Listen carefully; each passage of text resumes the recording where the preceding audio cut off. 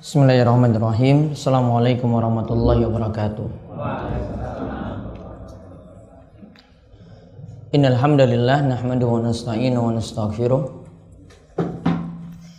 wa na'udzu billahi min syururi anfusina wa min sayyiati a'malina. May yahdihillahu fala mudhillalah wa may yudlil fala hadiyalah. Wa asyhadu an la ilaha illallah wahdahu la syarikalah wa asyhadu anna Muhammadan abduhu wa rasuluh. Allahumma salli ala nabiyyina Muhammad wa ala alihi wa man tabi'ahum bi ihsanin ila yaumiddin. Allahumma inna nas'aluka ilman nafi'a wa rizqan thayyiba wa amalan mutaqabbala. Allahumma inna nas'aluka imanan la yartad wa na'iman la yanfad wa murafaqata Muhammadin sallallahu alaihi wasallam fi a'lal jannatil khuld. Para jamaah sekalian, Bapak Ibu-ibu yang mungkin senantiasa dirahmati dan diberkahi oleh Allah Subhanahu wa taala, kita bersyukur kesempatan malam hari ini atas nikmat Allah Subhanahu wa taala serta pertolongan Allah sehingga kita bisa kembali berkumpul dalam majelis yang mulia ini untuk talabul ilmi, mengkaji ajaran-ajaran yang penting dalam agama kita.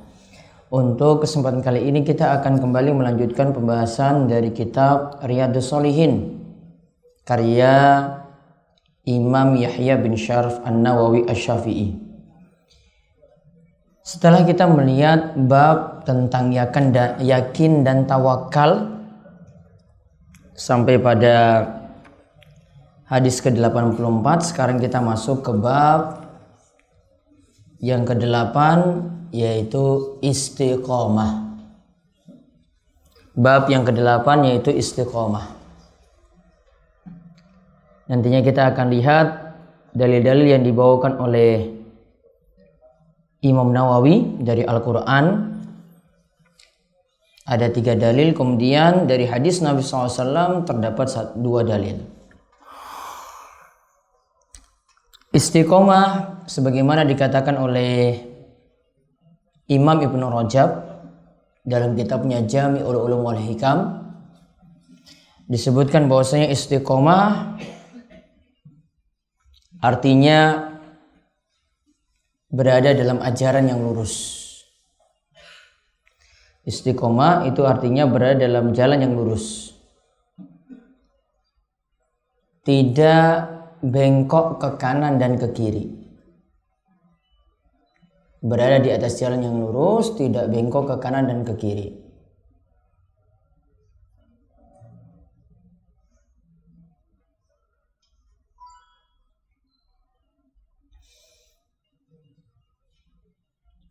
Artinya di sini ketika orang itu istiqomah, maka dia jaga terus berada pada koridor atau jalan yang lurus sampai nanti mencapai tujuan. Maka ketaatan ibadah yang dia lakukan terus di jalan yang lurus tadi. Kemudian larang-larangan juga dia tinggalkan terus berada di atas jalan yang lurus tadi. Dan nantinya dari dalil-dalil nanti akan kita simpulkan bagaimana bisa istiqomah nanti setelah kita melihat dalil dari Al-Quran dan juga hadis-hadis Nabi Sallallahu Alaihi Wasallam. Kita lihat yang pertama terlebih dahulu dalil dari surat Hud ayat 112. Surat Hud ayat 112. Allah berfirman, "Fastaqim kama umirta." Istiqomahlah kalian sebagaimana yang telah diperintahkan. Istiqomahlah kalian sebagaimana yang telah diperintahkan. Maka dalam ayat ini Allah memerintahkan kepada Rasul Shallallahu Alaihi Wasallam untuk sabat, untuk dawam dalam istiqomah, untuk terus istiqomah, dawam terus menerus, sabat kokoh, sebagaimana yang Allah perintahkan. Juga disebutkan dalam surat Fussilat ayat 30 sampai 32. Innal ladzina qalu rabbunallahu tsumma istaqamu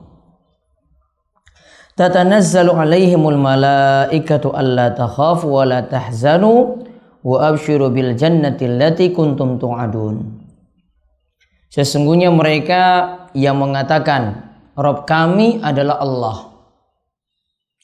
summastaqamu, kemudian mereka itu istiqomah, tatanazzalu alaihimul malaikatu, maka malaikat itu akan turun di tengah-tengah mereka, lantas mengatakan alla takhafu, janganlah engkau takut, wala tahzanu, janganlah kalian itu bersedih, wa absyiru bil jannah, dan kabarilah kepada kalian surga allati kuntum tu'adun, yang telah dijanjikan kepada kalian.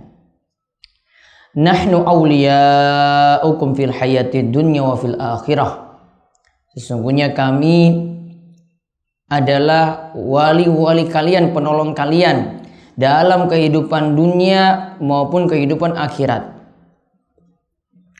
Walakum fiha ma tashtahi anfusukum walakum fiha ma tad'un, dan bagi kalian nanti mendapatkan kenikmatan di surga sesuai dengan apa yang kalian inginkan dari jiwa kalian, dan kalian akan mendapatkan di dalam surga tadi apa-apa yang telah dijanjikan. Nuzulam min ghafurir rahim, dan segala rahmat tadi itu turun dari Allah yang Maha Pengampun lagi Maha Penyayang. Maka surat Fussilat ayat 30 sampai 32 secara ringkas inilah janji Allah pada orang-orang yang mau istiqomah. Yaitu akan turun malaikat, malaikat akan hibur, kamu nggak boleh takut, kamu tidak perlu bersedih. Dan juga orang istiqomah akan dijanjikan untuk mendapatkan surga. Dan Allah akan menolongnya di dunia, jadi walinya, artinya penolong. Allah jadi penolong baginya di dunia dan juga nantinya di akhirat. Kemudian Allah Subhanahu wa taala juga berfirman dalam surat Al-Ahqaf ayat 13-14. Allah berfirman, innal ladzina qalu rabbunallahu tsumma istaqamu fala khaufun 'alaihim wa lahum yahzanun.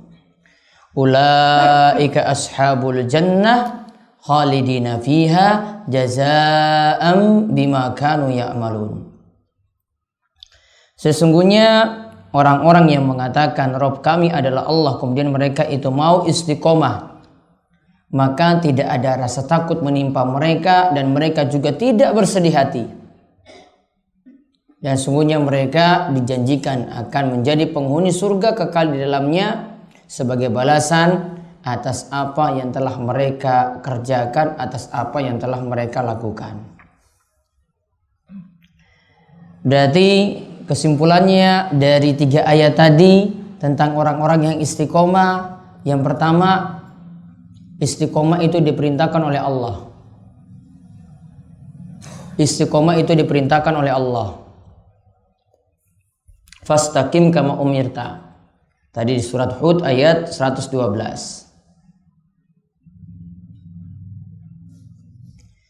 Kemudian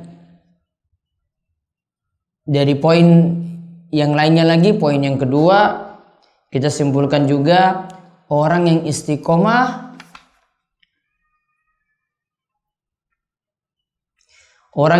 yang istiqomah itu akan mendapatkan kabar gembira dari malaikat. Akan mendapatkan kabar gembira dari malaikat. Yaitu akan dikabarkan jangan takut atau khawatir indal maut, ketika menghadapi kematian, dan juga janganlah sedih dengan apa nanti yang ditinggalkan di dunia. Tidak perlu sedih dengan anak-anak yang ditinggalkan, dengan istri yang ditinggalkan, dengan harta yang ditinggalkan.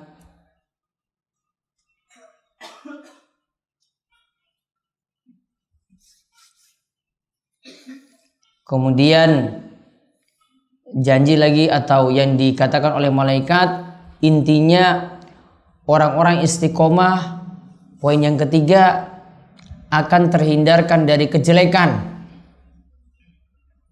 Orang yang istiqomah akan terhindarkan dari kejelekan dan menggapai akan mudah mendapatkan kebaikan.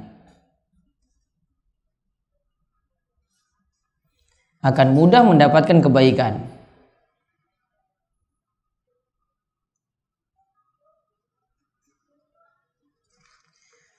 Kemudian poin yang keempat, orang yang istiqomah akan dijaga Allah di dunia dan di akhirat. Akan dijaga Allah di dunia dan di akhirat. Tadi yang dikatakan nahnu awliya'ukum fil hayati dunya wa fil akhirah.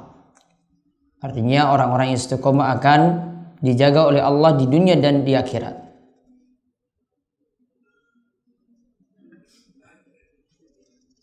Kemudian poin yang terakhir dari ayat-ayat tadi, orang yang istiqomah akan masuk surga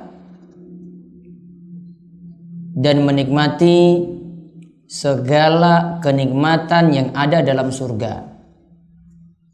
Dan akan menikmati segala kenikmatan yang ada dalam surga.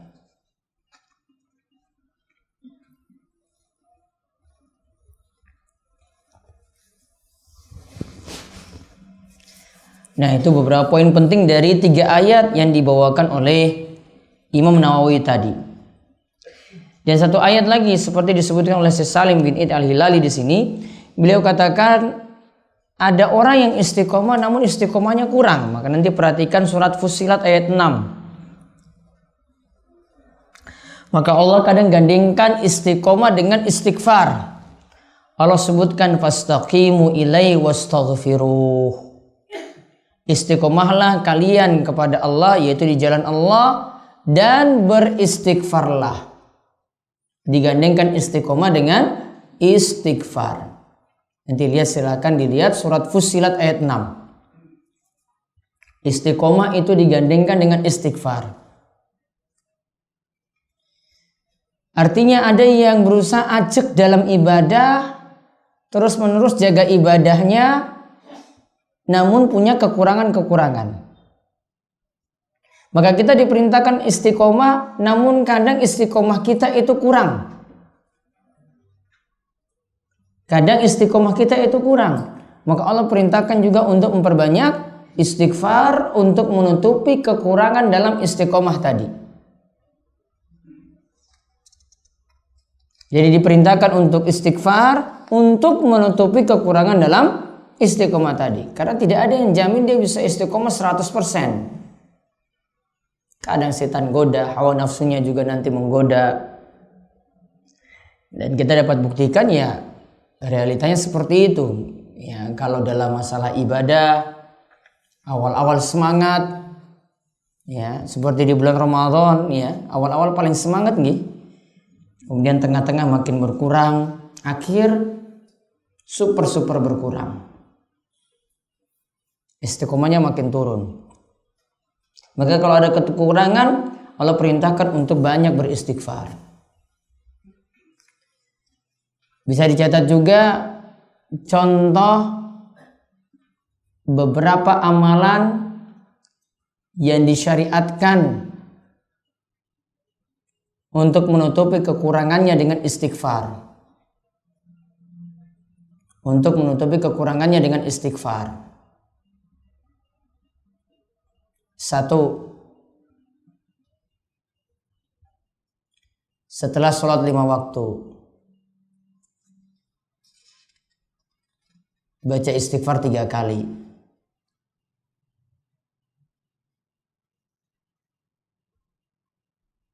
Dan istighfar yang paling bagus cukup astagfirullah, astagfirullah, astagfirullah. Tanpa lafaz astaghfirullahalazim. Kenapa demikian? Yang meriwayatkan hadis ini Imam Al-Auza'i.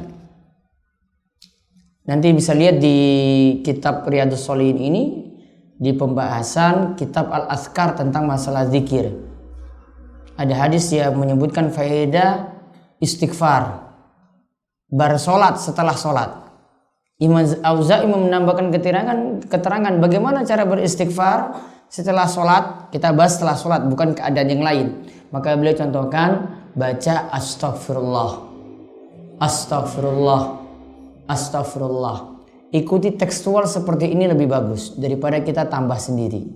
Walaupun benar. Plak seperti yang dicontohkan oleh Nabi SAW lebih bagus. Walaupun kita nanti nambah-nambah sendiri, lafaznya dari sisi arti masih benar. Namun ikuti apa yang Nabi SAW contohkan tadi lebih bagus. Contoh lagi.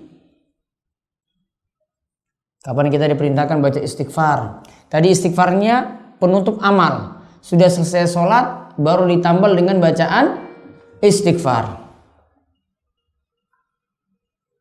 Keadaan yang kedua,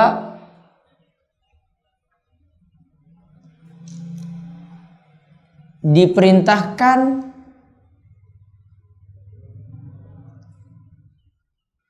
membaca istighfar 1 hari 100 kali.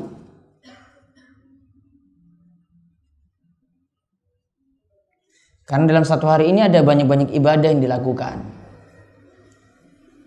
Maka ibadah-ibadah yang ada tadi dimulai atau nantinya ditutup dengan membaca astaghfirullah. Di sini boleh pakai bebas, astaghfirullahaladzim boleh, atau astaghfirullah wa atubu ilaih boleh. Contoh lagi, namun penutupnya di sini bukan dengan istighfar, namun masuknya tujuannya sama, untuk menambal. Yaitu penutup bulan Ramadan ditutup dengan zakat fitrah. Tujuan zakat fitrah untuk nambal kekurangan-kekurangan yang ada pada puasa. Zakat fitrah itu untuk menambal kekurangan yang ada dalam ibadah puasa.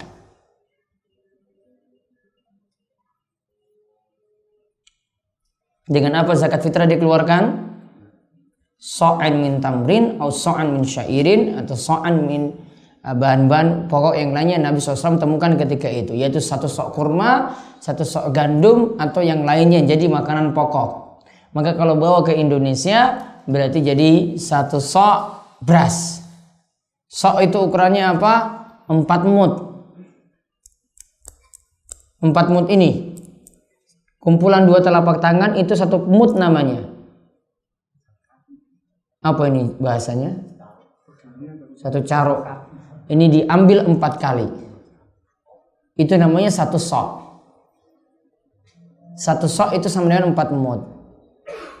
Perkiraannya itu sekitar 2,3 sampai 3 kilogram. Berarti kalau beras yang kita biasa bayar 2,5 kilo,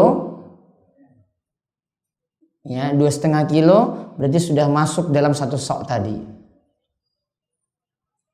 Nanti orang tua menanggung zakat fitrah untuk istri dan anak-anaknya. Suami menanggung zakat fitrah untuk istri dan anak-anaknya. Boleh penyebutan zakat fitrah itu dengan zakatul fitrah, boleh, atau zakatul fitri seperti yang Nabi SAW sebutkan. Istilah fitrah itu kata Imam Nawawi untuk barang yang dikeluarkan zakatnya, yaitu beras. Beras itu bahasa fikihnya itu namanya fitrah. Beras itu bahasa fikihnya itu namanya fitrah. Sedangkan istilah Nabi SAW zakatul fitri karena kaitannya dengan Idul Fitri. Maka zakat fitrah itu bukan dibayar di awal bulan, bukan di pertengahan, namun mau menjelang Ramadan itu berakhir, dekat dengan Idul Fitri. Nah itulah yang dimaksud. Ya paling maksimal 2 atau 3 hari sebelum Idul Fitri itu disalurkan kepada fakir miskin. Jangan terlalu pertengahan bulan Ramadan, terlalu cepat, tidak sesuai dengan maksud zakat fitrah tadi. Karena zakat fitrah itu kaitannya dengan Idul Fitri. Yang paling afdal mau pergi keluar ke lapangan kemudian langsung serahkan pada fakir miskin kalau bisa. Namun kalau mau paling cepat tadi 2 atau 3 hari sebelum Idul Fitri, sebelum hari H, ya sebelum pelaksanaan sholat Id. Jadi ada 2 waktu.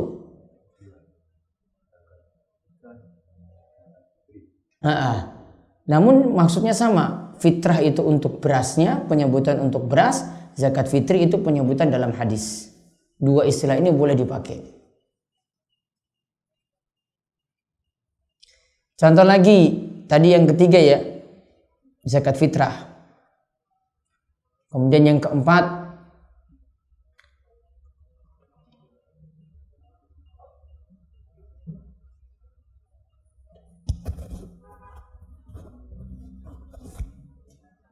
tadi saya lupa tadi.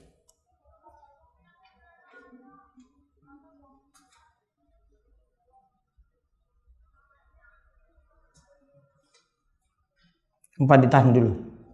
Tadi saya ingat tapi saya lupa. Coba tulis. Tadi yang pertama apa? Setelah sholat. Yang kedua, zikir pagi petang. Yang ketiga tadi zakat fitrah. Dan ada lagi bacaan lagi. Setelah sholat witir baca apa? Kita setelah sholat witir baca apa? Subhana malikil quddus, subhana malikil quddus, subhana malikil quddus, rabbul malaikati warruh. Ada lagi satu bacaan lagi.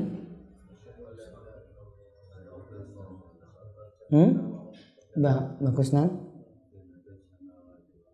Bukan.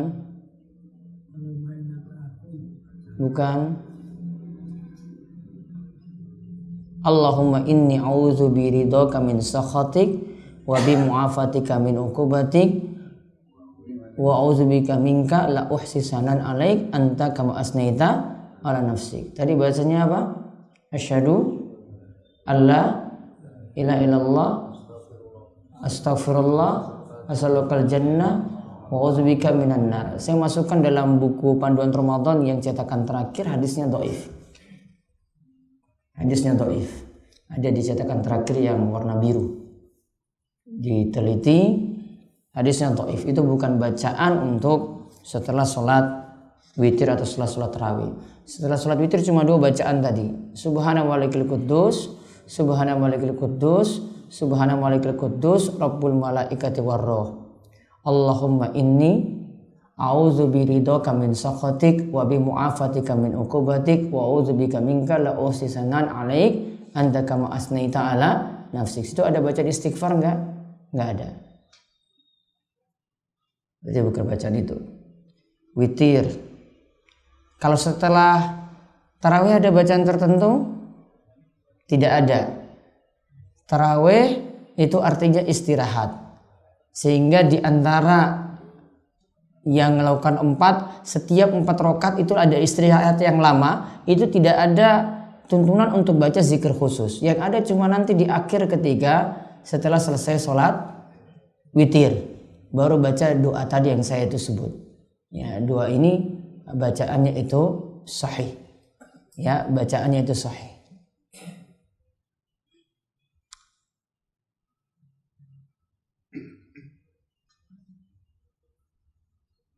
Takbir.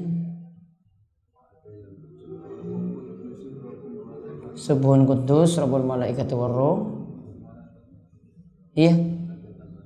Ada tambahan rabbul malaikati warruh, tambahannya sahih. Ada di buku yang kalau belum dapat nanti saya kasih. Kayaknya semua sudah dapat buku warna biru yang panduan Ramadan yang cetakan paling terakhir.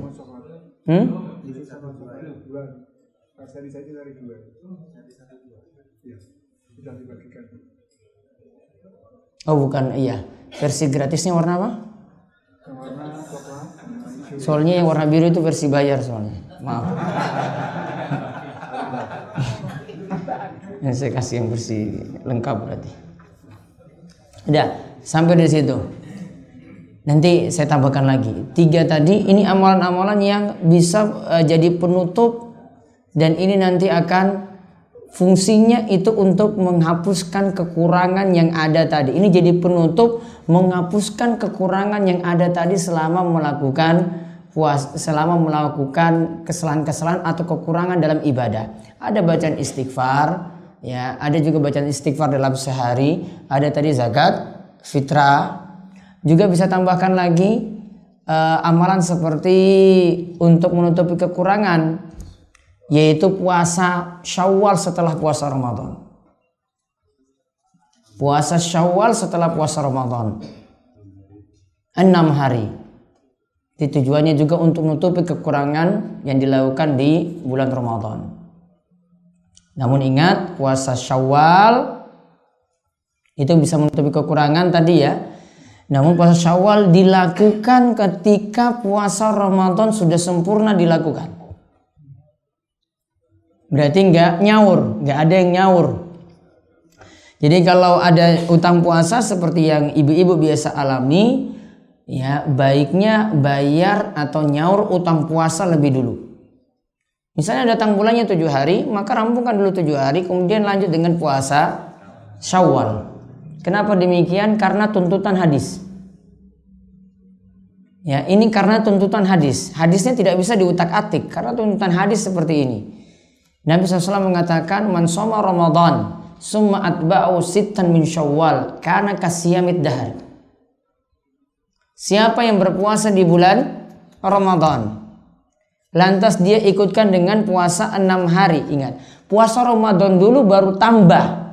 Puasa Ramadan dulu baru tambah puasa 6 hari. Berarti kalau puasa Ramadannya ada 6 hari itu tidak puasa, berarti belum. Puasa Ramadannya dulu disempurnakan, baru ikutkan dengan puasa 6 hari di bulan Syawal. Karena kalimat di depan itu kalimat syarat.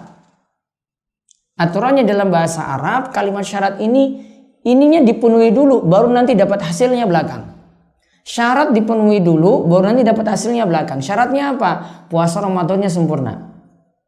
Terus ikutkan dengan puasa 6 hari di bulan Syawal. 6 harinya tidak disebutkan langsung setelah Id.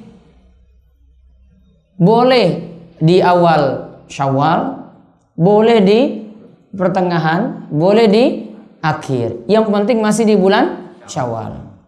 Apalagi ya di sekitar Imogiri ini setiap habis Id itu banyak hajatan kan? Ya ada mantenan, ada apa lagi? Ada Syawalan juga. Syawalan tergantung terahnya. Kalau terahnya banyak ya hampir tiap hari itu ada Syawalan terus. Kadang akhirnya tertunda. Boleh. Dan hadis ini tidak menunjukkan juga harus berturut-turut. Ya, tidak menunjukkan harus berturut-turut karena tidak disyaratkan di sini. Tidak disuruh mutatabi'ah. Tidak disuruh berturut-turut. Jadi jangan ambil 2 hari di minggu pertama, 2 hari di minggu kedua, 2 hari lagi di minggu ketiga, selesai. Boleh seperti itu. Atau Senin Kemis. Ya, Senin Kemis. Ya pas nanti. Bukan 2 niat. Dia dapat 2 pahala nanti. Satu puasa Syawal, satu dipasin dengan Senin Kemis. Namun niatannya tetap puasa Syawal boleh. Nah, ibu-ibu juga. Tapi tadi syaratnya apa? Nyaur dulu. Nyaur dulu kalau punya utang puasa. Baru Nabi SAW katakan dia akan mendapatkan pahala puasa setahun penuh. Karena puasa 1 bulan Ramadan dikalikan 10 jadinya 300 hari. 6 hari di bulan Syawal dikalikan 10 juga jadinya 60. 300 plus 60 1 tahun. Ya kan? 300 plus 60 1 tahun. Maka pas dengan apa yang Nabi SAW sebutkan, puasa Syawal itu akan mendapatkan pahala ya seperti puasa setahun penuh.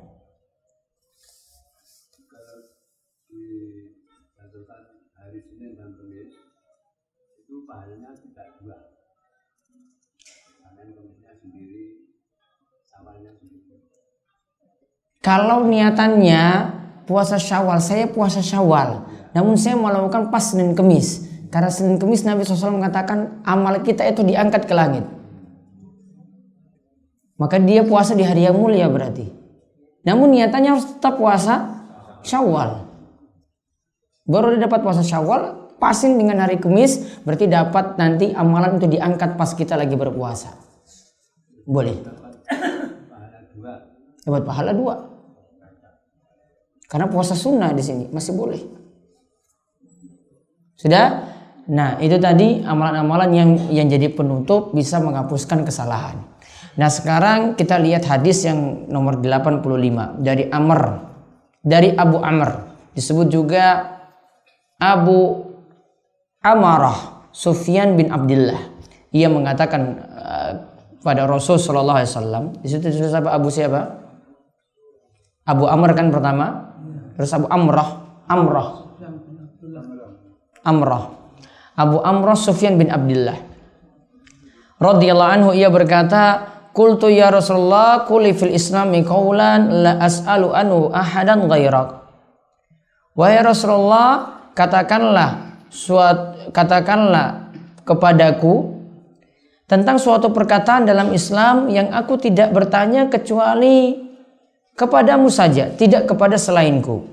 Kemudian ketika itu Nabi SAW menjawab, amantu billahi sumastaqim. Jadi kalimat yang istimewa adalah aku beriman pada Allah, kemudian istiqomahlah. Aku beriman pada Allah, kemudian istiqomahlah. Hadis ini diriwayatkan oleh Imam Muslim. Lalu juga ada hadis dari Abu Hurairah radhiyallahu anhu, ia berkata bahwasanya Rasulullah sallallahu alaihi wasallam bersabda, kharibu wasaddidu wa alamu annahu la yanjua ahadun minkum bi amalihi.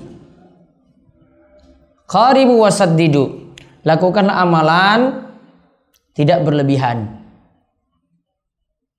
Wasaddidu, istiqomahlah.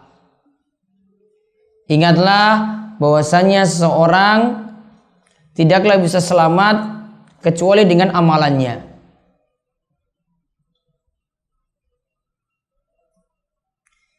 Jadi dengan amalannya, sesungguhnya seseorang itu layan jua, tidak akan selamat salah seorang di antara kalian dengan amalnya. Jadi amalnya itu tidak bisa jadi jaminan. Amal kita itu tidak bisa jadi jaminan. Kemudian sahabat tanya pada Rasul, wala anta ya Rasulullah, begitu juga engkau wahai Rasulullah. Kemudian Rasulullah SAW jawab, wala ana, saya pun sama. Illa ayyataghammadani Allahu bi rahmatin minhu wa fadlin. Yang bisa menyelamatkan aku itu karena rahmat dan karunia dari Allah Subhanahu wa taala. Nah, di sini disebutkan oleh Imam Nawawi yang namanya istiqomah itu adalah luzum taatillah. Istiqomah kata Imam Nawawi di keterangan yang beliau sebutkan setelah dua hadis ini disebutkan, beliau katakan istiqomah adalah terus menerus melakukan ketaatan pada Allah. Istiqomah adalah terus menerus melakukan ketaatan pada Allah.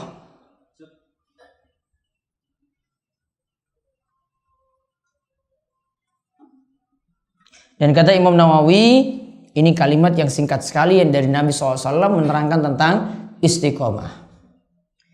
Faedah yang bisa kita ambil di sini, nanti terakhir kita lihat nanti bagaimana cara bisa istiqomah. Yang pertama, Nabi SAW itu sebutkan istiqomah itu dikaitkan dengan iman.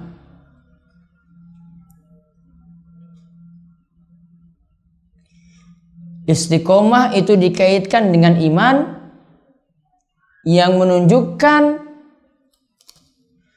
bahwa orang yang istiqomah berarti imannya sempurna. Orang yang istiqomah, ajak terus ibadah, ajak terus melakukan ketaatan, berarti imannya itu sempurna.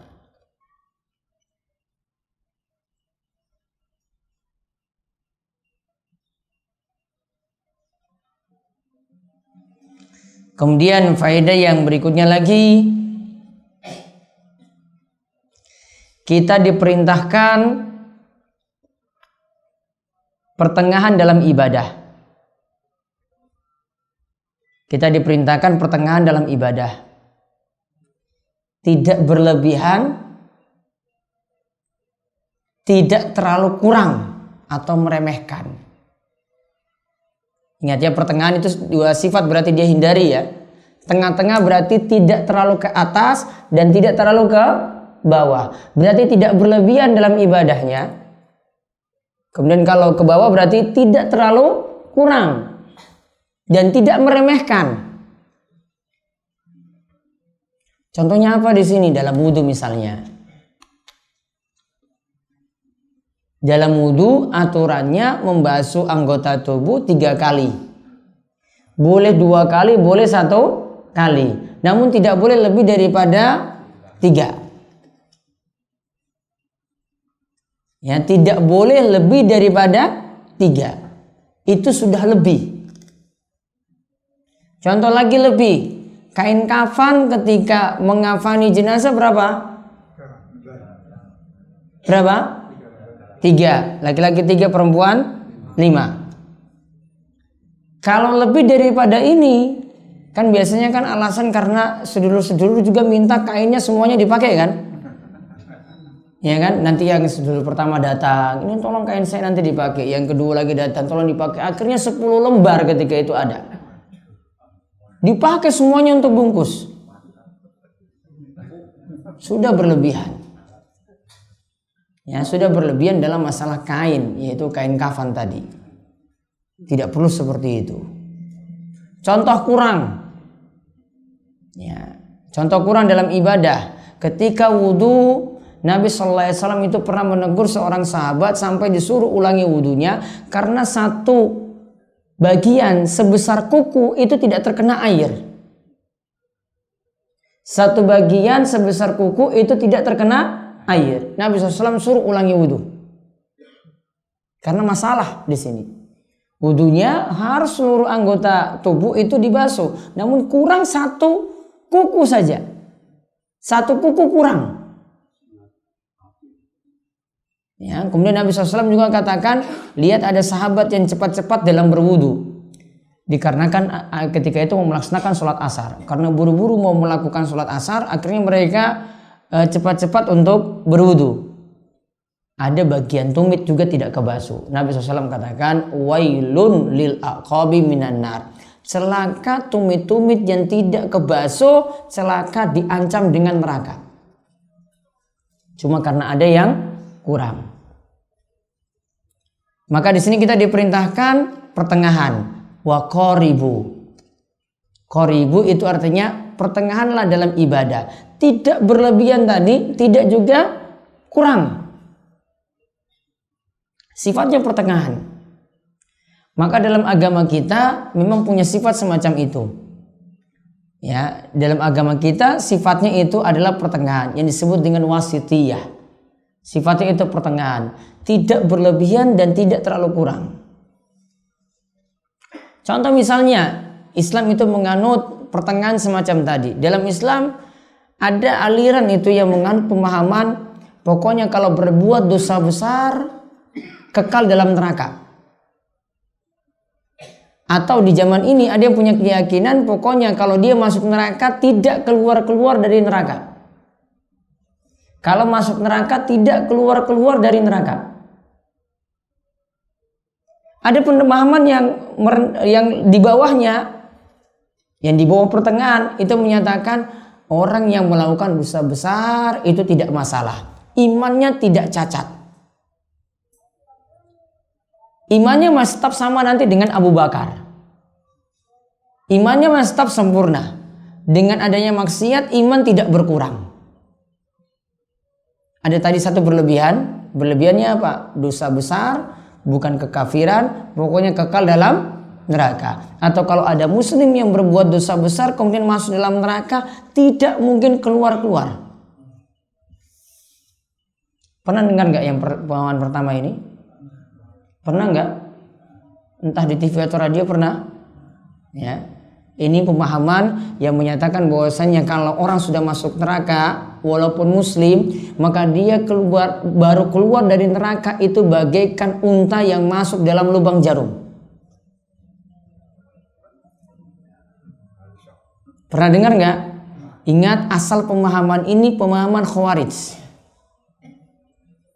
Walaupun tidak ngaku Khawarij, tidak perlu ngaku Khawarij, tidak perlu. Namun pemahamannya muncul saat ini sama.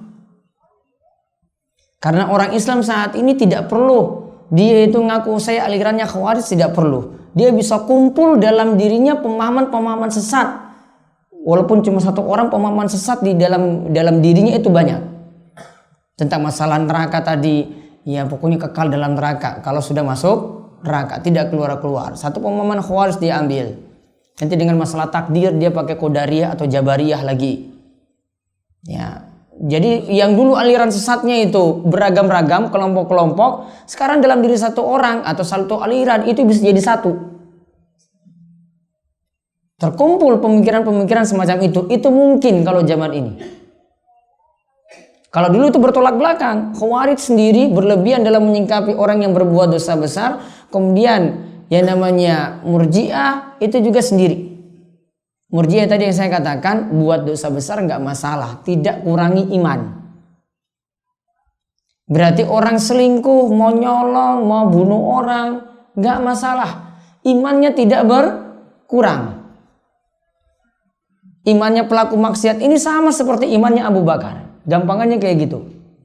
Kayaknya iman itu karena iman berada dalam satu derajat. Ini padahal bertolak belakang ini. Nah, sikap akidah Islam itu bagaimana? Pertengahan. Menyikapinya kalau untuk pelaku dosa besar, dia bisa masuk neraka dengan kehendak Allah. Namun kalau pelakunya itu pelaku syirik, pelaku kekafiran, tidak mungkin keluar dari neraka. Beda ya. Yang satu tadi dosa besar. Kalau dosa besar, dia itu masuk neraka. Kalau masih ada iman tidak selamanya dalam neraka, bisa keluar dari neraka. Ya, bisa keluar dari neraka. Namun kalau yang dilakukan kesyirikan, kekafiran, masuk neraka, tidak keluar-keluar. Kekal dalam neraka. Itu perbuatan syirik, perbuatan kekafiran, atau yang sederajat dengan kesyirikan. Ahlussunnah wal Jamaah punya pemahaman yang pertengahan seperti itu. Akidah Islam punya pemahaman yang tengah-tengah seperti itu. Tidak berlebihan, tidak meremehkan. Maka ini yang tadi maksud hadis Nabi SAW, wa qaribu. Bersifatlah pertengahan. Maka termasuk juga dalam ibadah, Bapak Ibu sekalian, ibadah itu juga lihat kondisi. Contoh Nabi SAW itu menyebutkan tentang sholat tahajud. Ada suatu hadis yang menyebutkan kalau kalian dalam keadaan ngantuk, mendingan lanjut tidur daripada sholat tahajud akhirnya salah baca. Kata Nabi SAW, harusnya kalian minta ampunan, malah minta siksa ketika dalam sholat tahajud tadi karena ngantuk. Maka Nabi SAW sarankan untuk lanjut tidur, tidak boleh paksakan diri. Ya, ini sudah berlebihan. Tidak boleh paksakan diri. Termasuk juga tidak boleh paksakan diri dalam bentuk orang itu sholat malam terus menerus tidak mau istirahat. Atau ada yang puasa terus menerus tidak mau satu hari kosong untuk tidak puasa. Atau ada yang punya prinsip saya mau hidup membujang saja, tidak mau menikah sama sekali. Ini prinsip yang sudah berlebihan. Nabi SAW sudah pernah menegur orang-orang semacam ini. Ada yang datang pada Nabi, dia mau sholat malam terus menerus gak mau tidur. Ada yang mau puasa terus menerus tidak mau berhenti. Kemudian ada yang punya niatan tidak mau menikah, ingin membujang.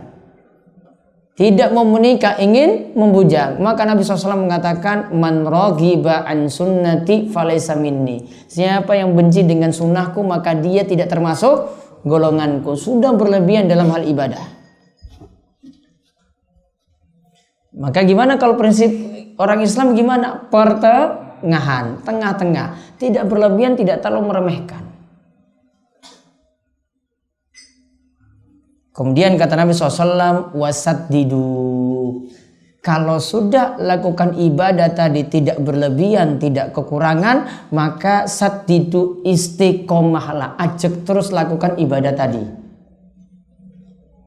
Diperintahkan untuk ajak. Kita sudah ibadah, sudah melakukan ketaatan, sudah berada di jalan koridor yang lurus, ajak terus ibadahnya. Kalau tadi kaitannya dengan akidah, pegang prinsip akidah terus sampai mati. Saddidu. Lalu Nabi SAW itu sebutkan, Kalian tidaklah bisa selamat dengan amalan kalian, namun dengan karunia dan rahmat Allah Subhanahu wa taala. Artinya kita tidak boleh ujub dengan amalan. Hadis yang kedua ini mengajarkan tidak boleh ujub dengan amalan. Wah, amalan saya sudah banyak. Tidak boleh. Karena ada yang tidak punya amalan apa-apa atau amalannya sedikit pun bisa masuk surga. Cuma faktor iman saja yang dia punya. Pernah ada seorang sahabat datang pada Nabi SAW, tanya pada Rasul, Islam itu apa saja? Nabi katakan sholat 5 waktu. Terus apa lagi wahai Rasulullah? Ada lagi yang wajib selain sholat 5 waktu tadi? Jika kamu mau, kamu bisa tambah dengan sholat sunnah. Ditanya puasa juga, jawabannya sama seperti itu. Namun Nabi cuma katakan puasa Ramadan. Jika kamu mau, kamu bisa tambah puasa sunnah. Kemudian orang ini katakan kepada Rasul, kalau begitu wahai Rasulullah, saya cuma mau mencukupkan dengan yang wajib saja. Berarti cuma apa? Sholat 5 waktu. Terus tambah lagi dengan puasa yang wajib saja. Berarti cuma puasa Ramadan. Rasul katakan, jika kamu benar jalankan itu, maka kamu masuk surga. Amalannya nggak banyak. Ada orang yang diremehkan, Abdullah bin Amr bin Al-As. Abdullah ingin bermalam di rumahnya itu 3 malam. Cuma ingin tahu kan Rasulullah SAW pernah mengatakan bahwasanya ada orang nanti yang lewat ini, dia nanti akan masuk surga. Orang Ansor ini lewat 1 kali. Rasul nyebut lagi, nanti ada orang yang muncul ini orang yang nanti akan masuk surga. Dia muncul lagi 2 kali, orang yang sama. Rasul sebut lagi, nanti akan muncul orang yang nantinya akan masuk surga. Orang Ansor ini keluar lagi sampai 3 kali. Abdullah ini penasaran. Kemudian minta kepada orang ini, saya mau bermalam di rumahmu 3 malam lah. Saya punya masalah di rumah. Ya. Saya punya masalah di rumah, saya ingin bermalam di tempatmu 3 malam. Tujuan Abdullah cuma satu, ingin tahu amalannya apa sampai Rasul mengatakan dia itu akan masuk surga. Dicek 3 malam ternyata nggak punya amalan istimewa, sholat malam pun nggak. Amalannya sama seperti yang lainnya, tidak ada amalan istimewa. Akhirnya Abdullah setelah 3 malam kemudian ingin pulang. Baik, saya sebenarnya tidak ada masalah apa-apa tadi. Saya cuma ingin tahu saja. Kata Rasul, kamu terus yang nanti masuk surga tadi. Berulang kali sampai 3 kali kamu terus yang keluar. Kemudian saya ingin bermalam sini cuma ingin tahu amalanmu itu seperti apa. Dia jawab, amalanku itu seperti yang kamu lihat. Baru kemudian itu ketika itu dikabarkan bahwa orang ini ya, dia sebenarnya belum memberitahu Abdullah mau pulang, kemudian dia panggil Abdullah lagi. Abdullah sini, saya mau beritahukan kepadamu, yang amalan yang kamu lihat ya memang aku amalannya seperti itu. Namun dalam diriku ada 2 hal yang saya hindari. Yang pertama, saya tidak punya rasa dendam. Yang kedua, tidak pernah hasad. Yang pertama apa? Tidak punya dendam. Yang kedua, tidak punya rasa hasad. Lalu Abdullah jawab, itulah yang tidak bisa kami punya. Kami rajin sholat malam namun dendamnya masih ada. Kami rajin puasa sunnah namun hasadnya masih tinggi. Itulah yang tidak bisa kami punya. Lihat, amalannya tidak banyak namun bisa masuk surga. Maka lihat di sini kita tidak bisa berpatokan pada amal. Namun para ulama katakan amalan itu nantinya yang akan tinggikan derajat kita. Namun jangan sampai ujub dengan amalan sendiri. Jangan sampai mengatakan amalanku sudah banyak. Jangan sampai mengatakan zikirku sudah banyak. Jangan sampai mengatakan tahlilku, tasbihku, tahmidku, takbirku sudah banyak. Saya sudah rajin sholat 2, saya sudah rajin sholat tahajud dan yang lainnya. Hati-hati dengan sifat ujub. Karena ujub itu nanti akan meruntuhkan semua amalan yang ada. Sudah bangga dengan amalan sendiri, malah amalannya jadi hancur semuanya cuma gara-gara sifat ujub. Bangga diri dengan amalannya sendiri. Contoh bangga diri, efeknya itu apa? Remehkan amalan orang lain.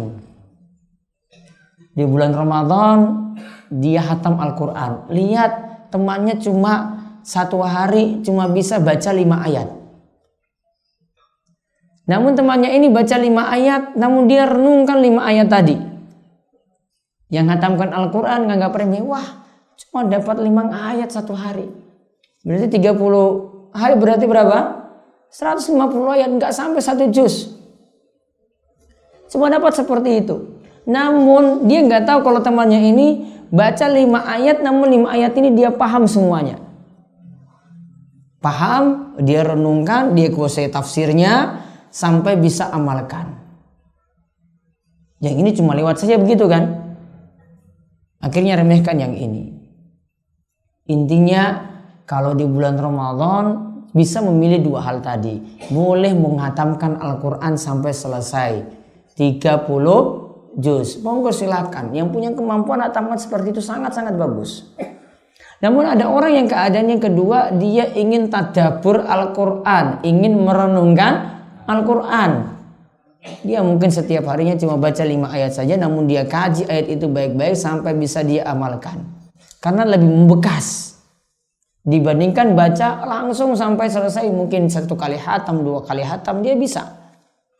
Namun ini lebih membekas dan lebih berpengaruh. Maka tiap orang nilai dirinya itu seperti apa, mampunya bagaimana. Kalau mampunya hatamkan ya silakan hatamkan. Kalau mampunya dia tidak hatamkan namun dia kaji Al-Quran dengan baik, ya bagusnya seperti itu. Karena memang di bulan Ramadan kita diperintahkan untuk konsen pada Al-Quran. Kemudian selain tadi tidak boleh ujub, tidak boleh tertipu dengan amalan sendiri. Hadis ini juga menunjukkan bahwa amalan yang paling bagus, amalan yang ajeg walaupun jumlahnya sedikit. Qoribu wasaddidu tadi itu menunjukkan yang penting istiqomah, yang penting ajeg walaupun jumlahnya sedikit. Sholat duha dia cuma pilih saja 2 rakaat setiap hari. Dan masih boleh, sholat duha dirutinkan setiap hari masih boleh. Atau sholat tahajud dia pilih, saya sholat tahajud tiap malam cuma 2 rakaat saja. Witir boleh 1 rakaat enggak? Boleh. Tutup witir 1 rakaat. Totalnya cuma 3. Namun dia jaga ajak terus, enggak pernah berhenti. Waktu dia sholat cuma 5 menit sebelum azan. Ya, namun ajak 5 menit sebelum azan. Salam witir sudah azan selesai. Namun ajak istiqomah seperti itu terus dia jaga sepanjang tahun. Kalau dihitung-hitung dengan yang lakukan banyak namun cuma sekali-kali, mungkin dia lebih banyak karena dia jaga continue terus. Ya, dalam 12 bulan untuk 1 tahun dia jaga seperti itu lebih bagus. Nah, terus bagaimana kita bisa istiqomah? Dari hadis ini kita bisa simpulkan cara istiqomah 1, minta tolong pada Allah. Ajak dalam ibadah itu minta tolong pada Allah. 2, perbanyak doa istiqomah. Apa doa istiqomah saja? Dalam Al-Quran, Rabbana la tuzigh qulubana ba'da idh hadaitana wa hab lana min ladunka rahmah innaka antal wahhab. Rabbana la tuzigh qulubana, ya Allah janganlah engkau tuzigh qulubana, sesatkan hati kami setelah engkau memberikan petunjuk kepada kami. Artinya yang sudah istiqomah, ya Allah tetapkanlah istiqomah. Bisa baca itu. Atau baca ya muqallibal qulub sabbit qalbi ala dini. Atau ya musarrifal qulub sarrif qulubana ala ta'atik. Dengan doa-doa seperti itu minta istiqomah. Kemudian yang ketiga di sini diajarkan lagi Tadi yang pertama minta tolong pada Allah, yang kedua perbanyak doa istiqomah, yang ketiga beribadah tidak berlebihan.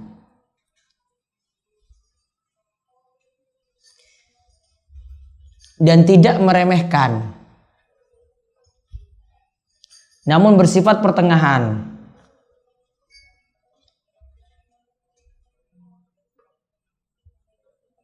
Karena kalau kita paksakan langsung banyak, misalnya cuma satu waktu saja, gak bisa jaga ajak. Fisiknya jadi terforsir semuanya satu waktu. Namun kalau sedikit-sedikit dia lakukan, fisiknya gak habis banyak. Makanya Bapak Ibu sekalian, kalau kita lihat dari syariat-syariat dari Nabi SAW, contoh sederhana, zikir. Zikir itu yang dituntut suaranya itu lirih, tidak dengan suara keras. Tahu kenapa tidak suara keras? Kira-kira mana yang energinya habis lebih besar? Lirih apa keras? Keras. Dengan 5 jam itu suaranya keras, dengan ada yang suaranya lirih saja dia bisa bertahan 24 jam. Kalau yang keras cuma 5 jam saja. Ya, itu pun kalau kuat. Ya toh? Maka zikir itu dituntut. Di antara alasan kenapa zikir doa itu paling bagus dengan suara lirih, kata Ibnu Taimiyah, Ibnu Al-Qayyim, mereka katakan karena zikir dengan suara lirih itu lebih bertahan lama, tidak menghabiskan tenaga besar dibandingkan dengan zikir suara keras juga dengan doa suara keras. Ya, maka lakukan ibadah tadi pertengahan. Kemudian yang keempat, lakukan ibadah sedikit, yang penting continue. Lakukan ibadah itu sedikit, yang penting continue. Kata Nabi SAW, ahabul a'mali ilallah adwamu ahwa inqal. Amalan yang paling cintai oleh Allah, adwam, dawam, yaitu ibadahnya ajak, terus menerus ada, walaupun jumlahnya itu sedikit. Dan kalau mau dihitung-hitung sedikit-sedikit ini, tambah lama bisa mengalahkan orang yang lakukan banyak sekaligus. Kita bisa kalahkan, karena kita lakukan sedikit-sedikit, namun nanti lama-lama kalau dihitung itu banyak. Kemudian yang kelima, untuk bisa istiqomah, berkumpul dengan orang soleh. Berkumpul dengan orang soleh. Jadi dengan berada dalam majelis pengajian, jenengan lagi gundah gulana, lagi sedih, kalau di sini jadi terhibur. Makanya Ibnu Taimiyah itu jadi tempat murid-muridnya itu biasanya menghilangkan kesedihan. Ibnul Qayyim itu kalau sedih, ada punya masalah besar, cuma datang saja lalu lihat Ibnu Taimiyah, lihat gurunya, seperti itu sudah terhibur. Ibnul Qayyim itu murid dari Ibnu Taimiyah, lihat Ibnu Taimiyah saja wajahnya sudah kembali lagi semangat. Walaupun dia dalam keadaan apa? Sedih. Dari dalam keadaan punya masalah. Namun kalau lihat wajah Ibnu Taimiyah saja sudah jadi terlepas semua kesulitan-kesulitan yang ada. Makanya seperti dikatakan oleh Fudail bin Iyad, nazrul mu'min ilal mu'min yajlul qalb.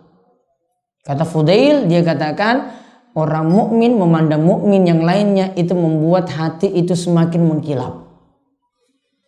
Mukmin yang satu melihat mukmin yang lainnya membuat hati itu semakin mengkilap. Artinya terhibur kalau lihat orang beriman yang lainnya. Maka penting berkumpul dengan orang soleh. Yang sedih bisa jadi semangat. Kemudian yang mau berbuat maksiat ada temannya yang ingatkan. Makanya kalau kita itu pergi bersafar, diperintahkan untuk cari teman-teman safar yang baik-baik, dan ada pemimpin juga yang diangkat ketika safar. Untuk apa tujuannya ada pemimpin kok ada teman yang baik? Nah, kalau kita pergi perjalanan jauh kadang itu lupa sholat, kadang lupa jamaah, teman ini yang ingatkan, ayo sekarang waktu sholat. Kalau mau berbuat maksiat ini juga yang ingatkan, hati-hati, jaga pandangan, jaga pendengaran, yang ingatkan. Maka pentingnya teman soleh itu seperti itu.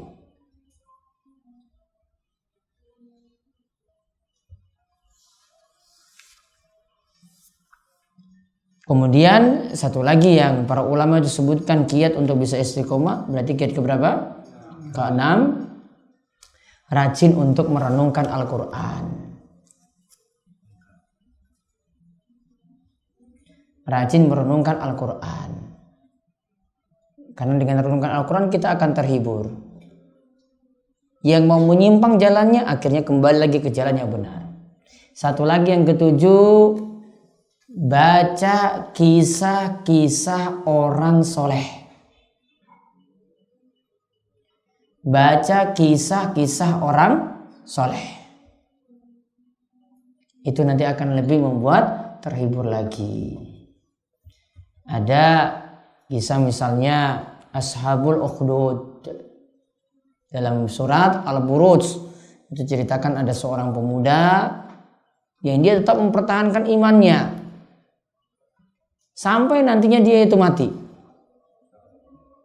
Disuruh untuk melepaskan imannya sampai dibuang dari gunung, lompat ke bawah, tetap hidup, dibawa ke tengah lautan juga, ingin ditenggelamkan, pulang-pulang tetap hidup. Semuanya dia minta tolong pada Allah Subhanahu wa taala.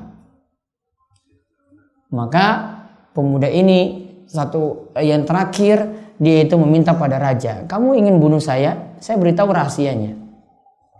Kamu kumpulkan semua orang di satu lapangan, satu tempat, satu lembah. Kemudian setelah itu kamu nanti melepas panah. Ketika melepas panah ini, sebutlah dengan nama Allah Rabbil Gulam. Bismillah birabbil gulam. Dengan nama Allah Tuhan dari pemuda ini." Tuhannya bukan raja, namun Tuhan dari pemuda ini yaitu Allah. Kamu harus sebut itu ketika melepas busur panah tadi. Maka dilepaslah tadi, kemudian akhirnya ya busur panas tadi itu lepas sampai kena ke bagian dahinya, kemudian mati. Apa yang terjadi dengan orang-orang itu? Ya, orang-orang ini semuanya yang hadir, semuanya langsung percaya. Ternyata tuan pemuda ini yang benar. Wong tadi raja ini saja menyebut tuan pemuda itu. Akhirnya semuanya beriman pada Allah Subhanahu wa taala. Rajanya malah marah. Ini kok bisa satu kampung semuanya, satu negeri ini semuanya itu malah beriman gara-gara pemuda ini. Akhirnya dibuatlah parit besar, dinyalakanlah api di situ. Semua yang tidak mau kembali lagi ke ajaran nenek moyangnya semuanya dilemparkan ke dalam api. Ada seorang bocah digendong oleh ibunya. Bocah ini asalnya belum bisa ngomong, namun dengan izin Allah itu berbicara. Ketika itu dia katakan kepada ibunya, sebelum ibunya dilempar itu sudah punya kekhawatiran yang besar. Dia katakan pada ibunya, "Enggak usah takut ibu. Ya, kita itu berada di atas keimanan. Kita itu berada di atas keimanan." Lalu keduanya lompat ke dalam parit yang penuh dengan api tadi.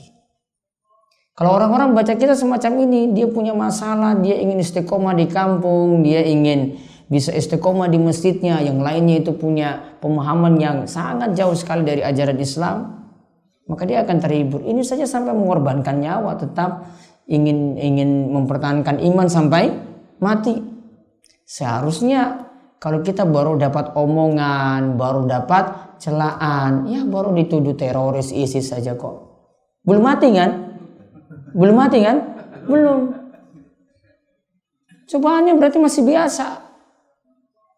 Sebelum pemuda ini ada yang dibelah kepalanya sampai ke badannya itu terbelah jadi dua. Cuma untuk mempertahankan imannya dia rela mati seperti itu. Yang ini Ya, di orang-orang ketika itu satu negeri semuanya itu rela dilempar dalam api tadi cuma karena ingin mempertahankan iman. Maka kalau lagi dalam keadaan sedih, baca kisah-kisah orang soleh itu akan lebih menghibur. Maka Imam Abu Hanifah itu pernah mengatakan, saya membaca kisah-kisah orang soleh itu lebih saya kusukai daripada mempelajari kitab-kitab fikih. Saya mempelajari kisah-kisah orang soleh lebih aku sukai daripada memperlama membaca kitab-kitab fikih. Karena seperti itu akan mengokohkan iman, menghibur kita ketika susah. Dan di samping pelajaran-pelajaran yang lainnya itu bisa banyak kita pelajari. Ya demikian, mudah-mudahan Allah Subhanahu wa taala menjadikan kita hamba-hamba yang istiqomah. Ada pertanyaan monggo? Ya. Kaitan dengan zakat kita, sering saya menemukan di masyarakat itu, misal ada satu keluarga 5 orang, tapi hanya membayar 2 atau 3, tidak semua dibayar. Bagaimana menyikapi hal tersebut? Apakah termasuk orang yang diberi zakat? Berarti tidak mampu. Satu keluarga 5 orang, terus cuma bayar 3. Kalau saya pandang itu mereka itu mampu. Ya berarti orang yang menunaikan kewajiban. Kalau jenengan sebagai takmir atau pengurus zakat harus diingatkan. Ya harus ditegur baik-baik, kemudian ingatkan kewajibannya tetap 5. Kalau bayar 3, 2 tadi kalau tidak dibayar oleh bapaknya maka berdosa. Mereka itu mengatakan gini, waktu itu saya tidak punya berat, hanya cukup untuk membayar 3 orang. Tapi ketika kita lihat mungkin ekonominya juga cukup bagus, fisiknya juga kuat untuk mencari nafkah. Berarti orangnya super pelit. Kalau nggak mau bayar-bayarin juga, ya orang yang super pelit akan didoakan oleh malaikat, mungkin hartanya itu hancur. Yang penting jenengan sudah ingatkan, nanti urusan dia dengan Allah. Ya, orang yang tidak menunaikan zakat hartanya tidak berkah. Di antara bentuk hartanya tidak berkah, suatu waktu bisa hancur. Taruhlah dia tahan harta tadi untuk tujuan seperti itu, untuk jaga hartanya tetap ada, tidak mau bayar zakat. Suatu waktu Allah akan memberi cobaan yang besar pada dirinya, yang membuat hartanya itu jadi ludes. Ada lagi? Assalamualaikum warahmatullahi wabarakatuh. Waalaikumsalam warahmatullahi wabarakatuh. Yang nomor 2 mau dijelaskan dalam 1 hari kita 100 kali. 100 kali istighfar 1 hari. Mau dijelaskan bagaimana kampanye? Apakah bisa lebih atau bisa? Kalau mau pakai bilangan dituntut 100 kali dalam sehari. Berarti dihitung. Namun kalau jenengan tidak pakai hitungan, artinya saya mau beristighfar bebas. Itu namanya zikir mutlak. Itu tidak dikaitkan dengan waktu pagi atau petang, enggak. Bebas, siang hari mau seperti itu boleh. Dan itu tidak dibatasi dengan hitungan tertentu. Mau lebih daripada 100 juga boleh. Namun yang kita bahas tadi, kalau zikir pagi petang, untuk bacaan istighfarnya itu 100 kali. Ya. Mau tanya, kalau zikir itu di batin itu sah enggak? Zikir di batin tidak dianggap. Sama seperti jenengan baca Al-Fatihah di batin tidak dianggap baca. Karena membaca itu minimal mulutnya itu gerak. Kalau cuma di dalam batin, kata Imam Nawawi tidak dianggap. Al-Fatihah cuma di dalam batin saja, tidak mulut ini gerak, maka tidak sah. Harus dengan mulut itu gerak. Jadi nggak ada zikir dalam batin, nggak ada. Ya kalau dituntut tadi istighfar 100 kali berarti harus di lisan. Nah beda kalau jenengan ya dalam perjalanan kemudian sambil renungkan nama Allah, boleh di batin silakan. Namun kalau dituntut zikir, saya mau baca istighfar 3 kali, saya mau baca istighfar 100 kali, lisannya, bibirnya itu minimal gerak. Paham ya? Baik. Yang belakang. Setelah zikir tadi lebih bagusnya dibaca sendiri apa jamaah? Karena yang saya tahu dipimpin oleh imam. Baik. asalnya zikir yang ada bar sholat, bar witir tetap dibaca sendiri-sendiri. Itu yang paling afdal. Contoh gampangnya, jenengan nanti buka TV, lihat aktivitas sholat taraweh di Masjidil Haram. Lihat di situ saja sudah. Contohnya bagaimana yang dicontohkan oleh imam-imam sana? Ada nggak Imam Syekh Sudais itu mimpin seperti itu? Ada nggak? Ya sudah, itu sudah jadi contoh. Ya, nggak perlu jauh-jauh. Kalau ada yang protes nyetel TV, buka pas ini sahur, lihat televisi taraweh sama witirnya situ. Ya, itu sudah jadi jawaban. Nggak usah banyak bicara. Itu sudah jadi jawaban. Asalnya zikir bar sholat, zikir bar witir itu sendiri-sendiri. Pun, Pak Kus. Yang pertama, kejelasan tentang dosa besar. Di antara dosa besar itu yang tidak bisa diampun hanya syirik. Benar. Di antara dosa besar yang tidak bisa diampuni adalah syirik, benar. Kalau syiriknya dibawa mati. Namun kalau syiriknya tobat di dunia diampuni. Namun kalau dibawa mati maka otomatis langsung masuk neraka. Innallaha la yaghfiru ayyushraka bi wa yaghfiru ma duna dzalika liman yasha. Allah katakan Allah tidak mengampuni alias memaafkan dosa syirik yang dibawa mati, dan masih mengampuni atau memaafkan dosa di bawah syirik jika Allah menghendaki. Jadi membunuh orang tuanya sendiri itu tetap bisa diampuni. Dia bunuh orang tuanya sendiri dibandingkan dengan dosa syirik. Dosa syirik tidak diampuni jika dibawa mati. Kalau tadi membunuh masih bisa dimaafkan. Tingkatannya beda. Pon, ada lagi? Karena ada zikir pagi dan zikir petang. Zikir pagi apa yang didahulukan setelah sholat itu zikir habis sholat, kemudian zikir pagi. Apakah boleh zikir pagi dulu kemudian setelah sholat? Setelah sholat. Bahwa urutannya harus seperti kita sholat kemudian zikir habis sholat, kemudian zikir pagi. Gimana Pak? Zikir pagi sendiri, zikir bar sholat sendiri. Oh, sendiri-sendiri ya. Karena asalnya lafaznya tidak digabung. Jadi kalau habis subuh, jenengan sibukkan dulu dengan zikir habis sholat. Dari astagfirullah sampai ada bacaan la ilaha illallah berapa kali situ, sampai subhanallah 33, alhamdulillah 33, Allahu akbar 33, tutup dengan sempurnakan dengan la ilaha illallah wahdahu la syarikalah lahul mulku wal hamdu wa ala kulli syai'in qadir. Baca ayat kursi, baca al-ikhlas 1 kali, al-falaq 1 kali, anas 1 kali. Lalu pisahkan dengan zikir pagi. Zikir pagi lagi sendiri, itu lebih afdol daripada digabungkan. Setelah sholat sunnah, baca ibadiyah apa aku langsung masukkan itu. Sholat maghrib, kemudian zikir habis sholat.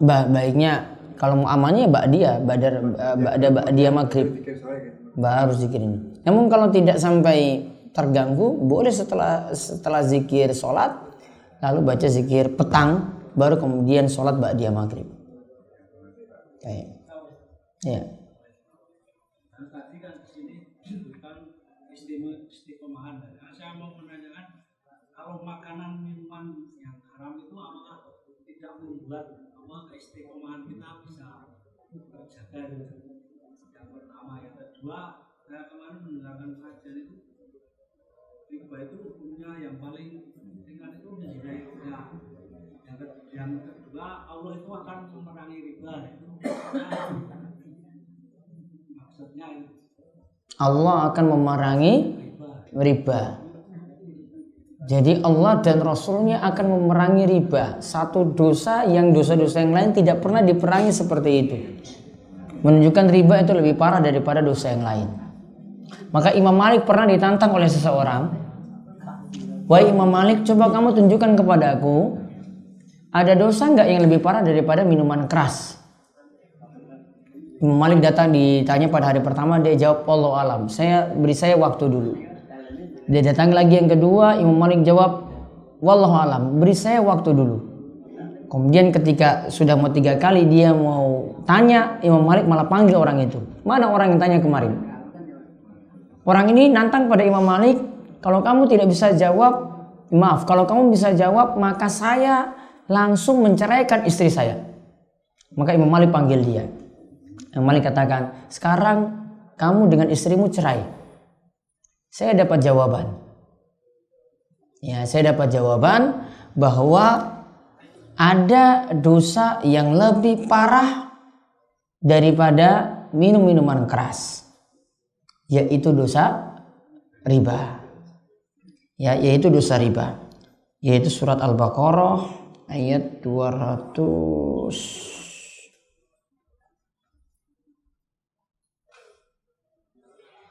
apa 100?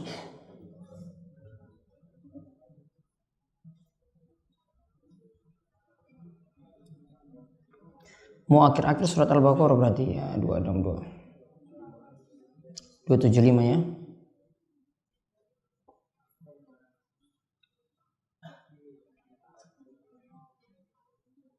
Jadi ayat 275 nanti dibuka yang tentang Allah memerangi pelaku riba itu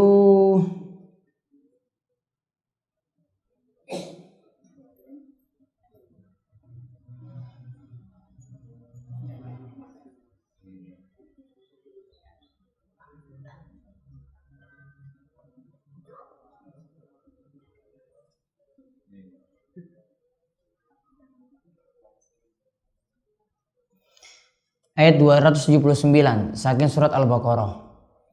Fa'illan taf'alu, Al-Baqarah 279. Allah akan memerangi riba. Jika kalian masih tetap mengerjakan mengerjakan riba, tidak meninggalkannya, maka fa'azanu biharbi minallahi wa rasuli. Allah dan Rasulnya akan memerangi kalian. Satu-satunya dosa yang dikatakan Allah akan memerangi dan juga Rasulnya akan memerangi cuma dosa ini, yaitu dosa riba. Makanya Imam Malik tadi nantang dia, sekarang kamu dan istrimu cerai karena kemarin kamu nantang saya seperti itu. Saya sudah dapat jawabannya. Buktinya Al-Baqarah 279 menunjukkan bahwasanya riba itu akan diperangi oleh Allah dan Rasulnya, sedangkan minuman keras tidak diperangi seperti itu. Tetap dosa besar namun tidak diperangi seperti riba. Lebih besar dosanya. Terus